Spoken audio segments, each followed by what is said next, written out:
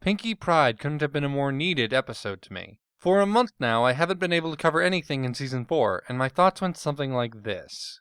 What's the point? What's the point of talking about Season 4 if I can't be unique? Digi and Tommy Oliver said everything that was on my mind in better time, probably a lot better than I ever could. Most if not all of my audience probably watched their videos, so why should I even bother? Why waste my audience's time with unoriginal, bland thoughts?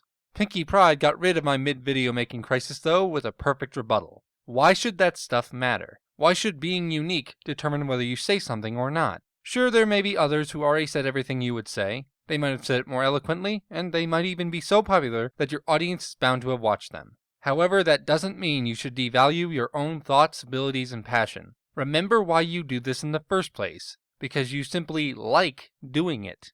Don't lose that inner drive by focusing too much on whether other people think you're unique. And you're not wasting anyone's time. A lot of your audience might even be disappointed that you're keeping quiet. They might see greater uniqueness in you than you do in yourself. This rebuttal was first brought up from Pinkie's reactions at the end of Cheese's first song. Pinkie lost value of her own abilities, passion, and party planning ideas the second she noticed that the town and her friends weren't regarding her as the only super party pony. She questioned her own uniqueness, which led her to further question if she's special anymore, if what she does really matters. This was an extremely emotional moment for me, and I had to hold back the tears, since I've gone through these exact feelings for the last 4 episodes, coming to the ultimate conclusion each week that I don't have anything of value. The blow was intensified by the fact that I fully believe Pinkie does have something of value, that she just needed to find her own self-worth, her inner uniqueness, without relying on others' understandings of her. In essence, I was looking at myself from an outsider's perspective. My insistence that Pinkie does have this great worth made me realize maybe my thoughts and abilities are more important than I'm giving them credit for. This pride I've had in being called unique all these years has caused more harm than good. Instead, I should just believe in my inner uniqueness. I know now that I need to stop giving so much weight to outside forces. So what if other analysts have grand worth? So what if most people can't see the worth in what I say? It's there. That's only one layer. Another is that Pinkie lost sight of why she does parties in the first place, because she simply likes making people smile. Even if she were to utterly fail at doing so, that doesn't change a thing. She still has that drive. Her rediscovering that drive to make others happy was extremely insightful. It acted as a further indication to me to rediscover the real reasons I like video making, to express my thoughts on subjects. That means to stop concerning myself with timing and views, but to also not feel pressure to make reviews, analysis, or anything else. Additionally, I should not feel pressure to cover certain topics, whether that be Season 4 or something else entirely. It's for these reasons that I changed the title to Past Thoughts. I feel like using thoughts opens up more ground, whereas the word analysis limits my content to strictly thought-provoking ideas. This also has the added benefit of making people who like my reviews able to get that. This is an important thing to keep in mind. How will your audience be affected by you limiting your own passion? This audience conundrum kind of relates to what would happen if Pinkie actually gave up partying. Ponyville would be miserable. We already saw what happened in Magical Mystery Cure. Pinkie doesn't realize that though because she isn't thinking about it. Her identity crisis is distracting her from the big consequences of changing her life. One of the best indications of said impacts is when Rainbow says, "Sure, he's a great guest party pony, but you're Ponyville's permanent party pony." RD not only shows that Ponyville will miss Pinkie, but that they still see a uniqueness in Pinkie that she herself didn't notice. Pinkie just saw her uniqueness in terms of who's a special party pony, not who's Ponyville's party pony. I take from this the end of the rebuttal, that others may see a uniqueness in myself that I don't see. From this realization I have grown, but so has Pinkie. This isn't the only development Pinkie has undergone here either. Now it's crystal pony clear that Pinkie conceals her emotion from her friends. She does so to prevent them from being upset, which is something I myself do from time to time, thus enabling me to further relate to her. As much as I admire this relatability though, I have to admit this behavior acts as a communication issue other ponies will have with Pinkie. They won't know what's on her mind. Their communication seems even worse when you consider that many ponies already don't understand Pinkie's logic as is, resulting in the mindset, "It's Pinkie, don't question it." This mindset creates a second wall blocking communication, making other ponies potentially shrug off important moments. For example, when Pinkie angrily challenges Cheese to the goof-off, none of the main 6 asks Pinkie, "What's up, you angry?" But even if they were to hypothetically do so, I'm going to bet that Pinkie would just save face again, saying something like, "Nope, everything is okie dokie Loki." Now, communication is a two-way stream. These two walls only prevent the main 6 and many other ponies from understanding Pinkie. Sadly, it goes the other way as well. Pinkie is also walled off from the main 6 because she's aloof a lot of the time. How they could ever live with such poor communication is a complete mystery. Equally poor communication exists between Cheese and Pinkie, preventing both from understanding the other. Pinkie can't understand Cheese because of her aloofness, and sadly, Cheese is portrayed as an even crazier Pinkie, so one could easily argue that he would be equally, if not more, aloof. Then, we have to take into account that Cheese is a fully realized party pony. He's confident in his ability, and he returns to Ponyville partially hoping to show off his growth and talents. That means that when Pinkie challenges him to the goof-off, he likely sees it as just an intense challenge, not assuming that Pinkie is actually angry at him. Furthermore, we have to remember that Cheese and Pinkie haven't actually met up until this point, since he has to introduce himself to her. Without understanding how Pinkie acts on a daily basis, he'll be even less aware of her little quirks or sparks of anger. Taking all these communication issues into account, it doesn't make sense to blame any pony for not noticing Pinkie's conflict. Though, small blame has to be placed in the main 6 and Ponyville for having a small attention span and immediately going to Cheese. Take note that I said small. It's not as big of a deal as some people say it is, because the main 6 apologized, indicating that they learned from it. Plus, being distracted by this is pretty understandable. And even with this blame that can be placed, I'm not annoyed in the slightest. Why?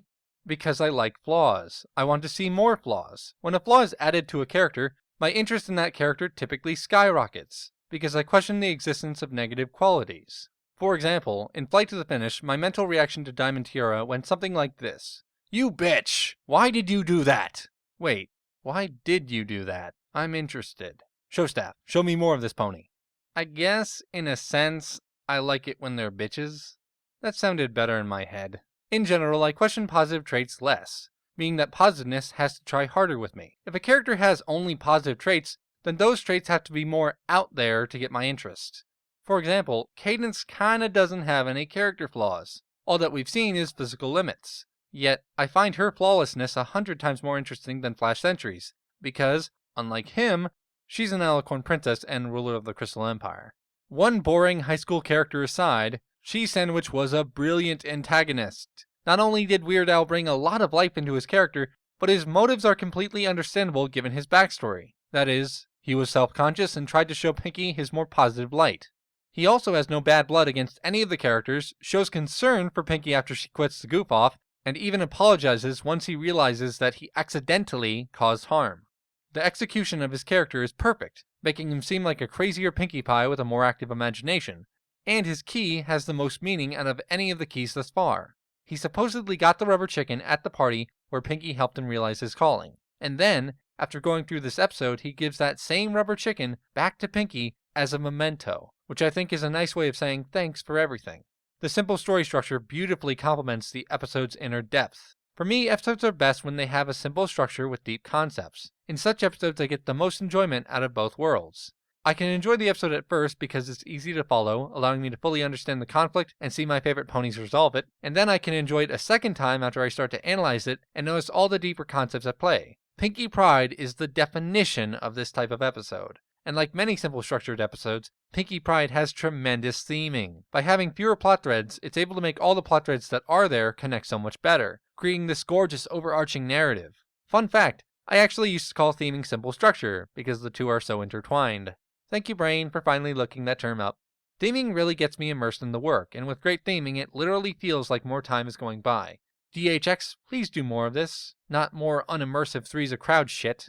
If the episode wasn't enjoyable enough, it throws in 6 songs! Strangely enough, the songs took up more of the runtime in Pinkie Pride than Magical Mystery Cure, literally half the runtime. But Magical Mystery Cure feels more like a musical. In fact, Pinkie Pride didn't feel like a musical at all. I don't really know why though, kinda looking for explanations to be honest. My best explanation is that all these songs, while fantastic, sounded pretty samey on the first viewing, thus minimizing the differences in tone, and giving the whole episode this one musical tone, which made the songs harder to notice when I was fully immersed. Of course, after listening to the songs for like 20 times on repeat, they kinda seem a little different from each other. Nonetheless, I love all the songs. At this point, I actually can't really decide which one is my favorite. Though, I do want to make a special mention about how much I love Cheese's backstory song. Not only is it telling the past, which I kinda obviously love hearing, but it has these two awesome moments. Vowed that day to change my life, the past I did set free. Happened on my own, I'll tell you why. For the one who threw that party, it was you, Pinkie Pie. With these lines, the episode's basically reminding me that Pinkie shattered my conflict, making it so euphoric. This adds that extra sentimental value to the end when Cheese and Pinkie are singing together, and again when Cheese gives away his rubber chicken. He's doing what I want to do, enjoy Pinkie's company and thank her for all she's done, and I can't get enough of it. The humor and fun moments were equally excellent. Granted, I didn't really laugh through most of it, I just was smiling the whole way through and had a few bursts of laughter. Rest assured, this face and this face made me laugh. Also, the real life stuff was pretty funny too. And I never thought I'd feel compelled to say this in a video, but damn, this animation was great. I probably got more smiles out of it than any other piece of MLP animation. This level of enjoyment I got is so unusual, because animation usually doesn't make much of a dent to say anything, let alone make me smile this hard. Bravo, DHX. Some quick things I noticed. There are streamers in the main 6 colors instead of a glowy effect. Pinkie Pie has a new sister. Rarity's officially a wordsmith. Callback to Rainbow Falls with RD not wanting to choose sides. And we have a traitor in our midst. Anthony C. has renounced his true Earth Pony heritage and gone to the dark side. If only I had ended Texturax's influence long ago. All in all, I loved this episode. For its depth, character development, great new side character, structure, theming, songs, humor, fun moments, animation, making Pinkie Pie extremely relatable for once, and genuinely getting me out of a channel identity crisis, this episode ties with Heartwarming Eve as my favorite MLP episode ever. And now I'm going to listen to these songs on repeat. Later.